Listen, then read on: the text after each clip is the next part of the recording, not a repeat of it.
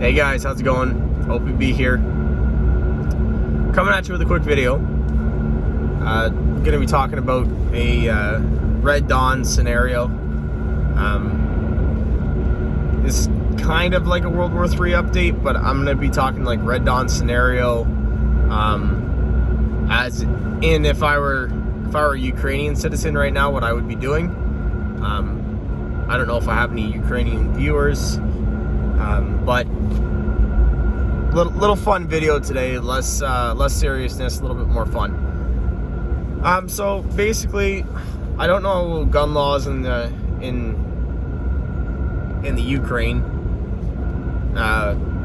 It's an ex-Soviet bloc country, so I'm pretty sure they're probably pretty lax on it.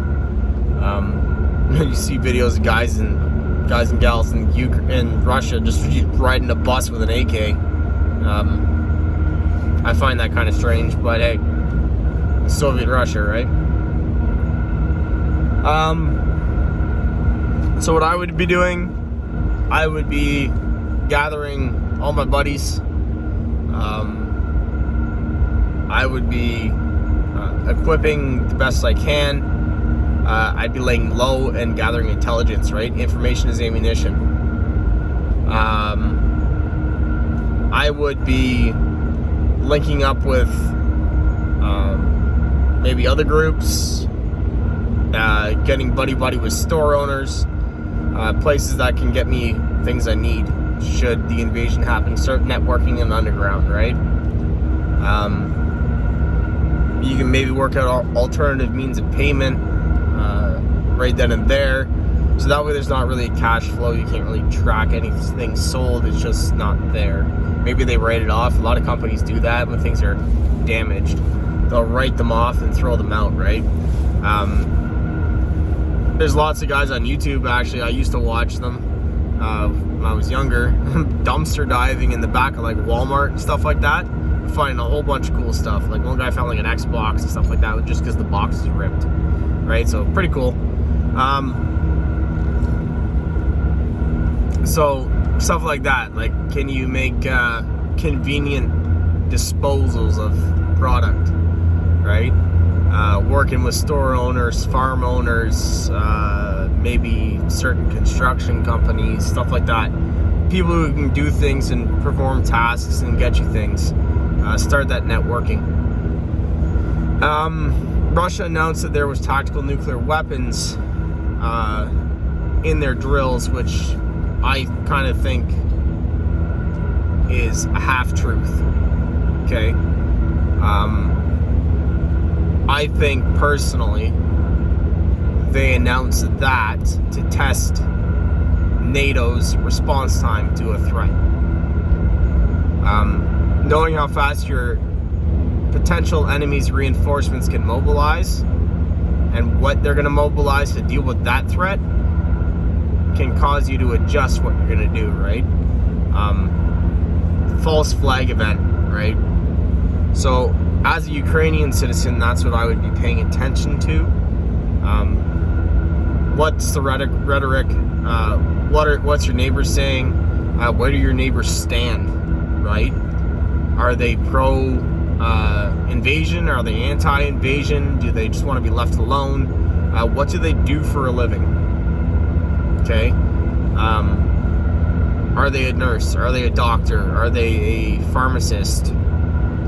Are they a construction worker? Are they a mechanic? Are they a blacksmith? You know what I mean?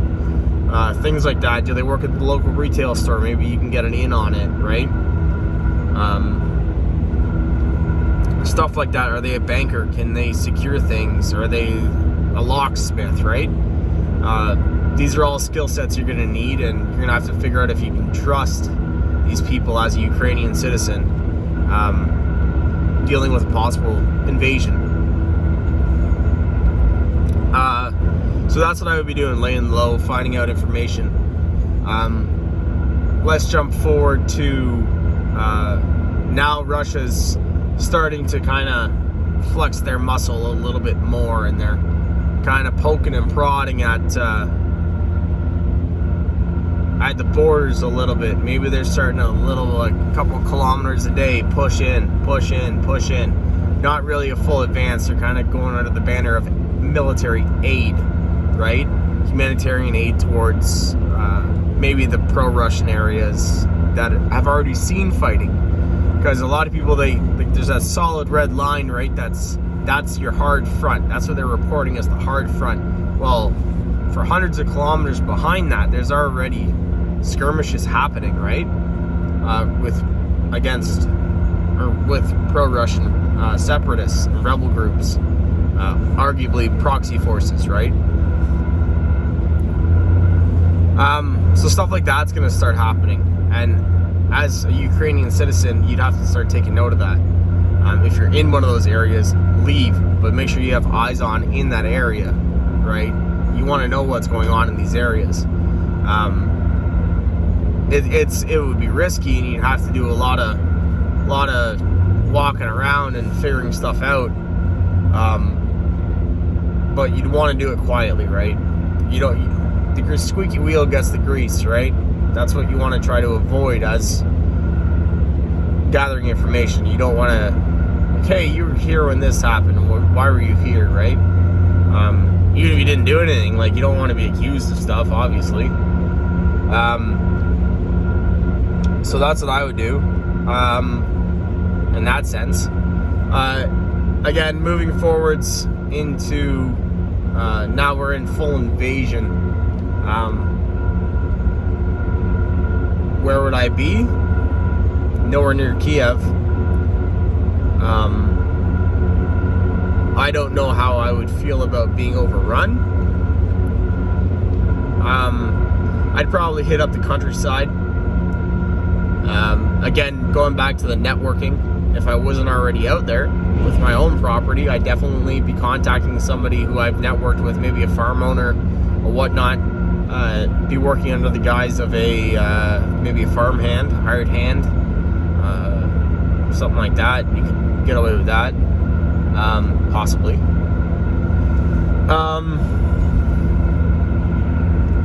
And forward-basing operations and stuff like that. So being overrun has its pros and its cons.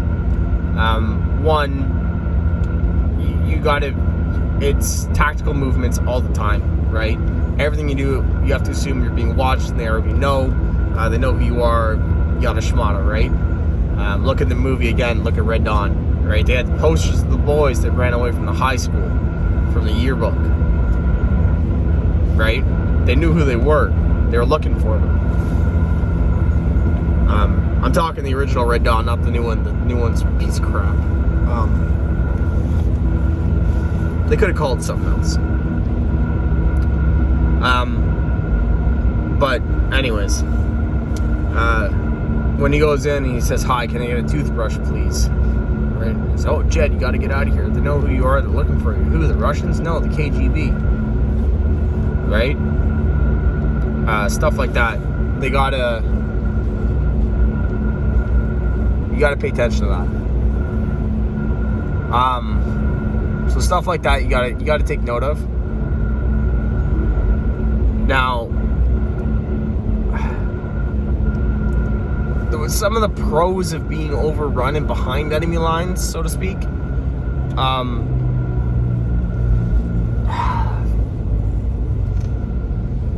You can utilize the poor man tactic, right? Don't bother me, I don't have much. You've destroyed my home, yada shmata. Kind of go a little bit gray man there.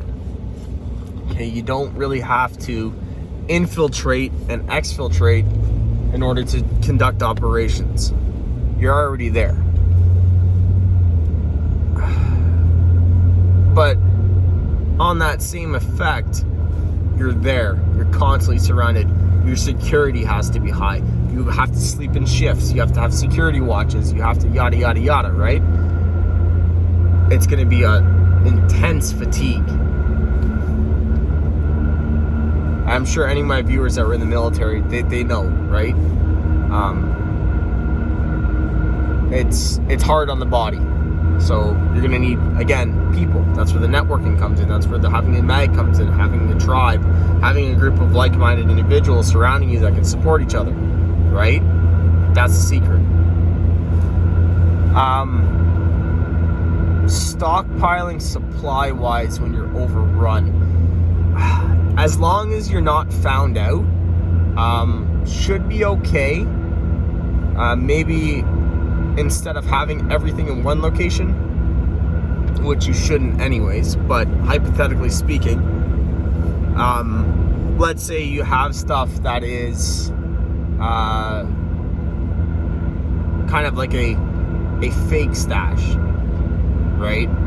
Stuff that, yes, it's still stash, but it's diversionary. It's a large lump sum, but not as large as what you have spread out, kind of thing. So if it's found, oh well, we got it. That's where it was from. Oh well, right? We got it. They don't have any more supplies. They're not a threat. Meanwhile, you got 150 different spider points that have 10 times that amount, right? Stuff like that. Burying caches, whatever you want to call it.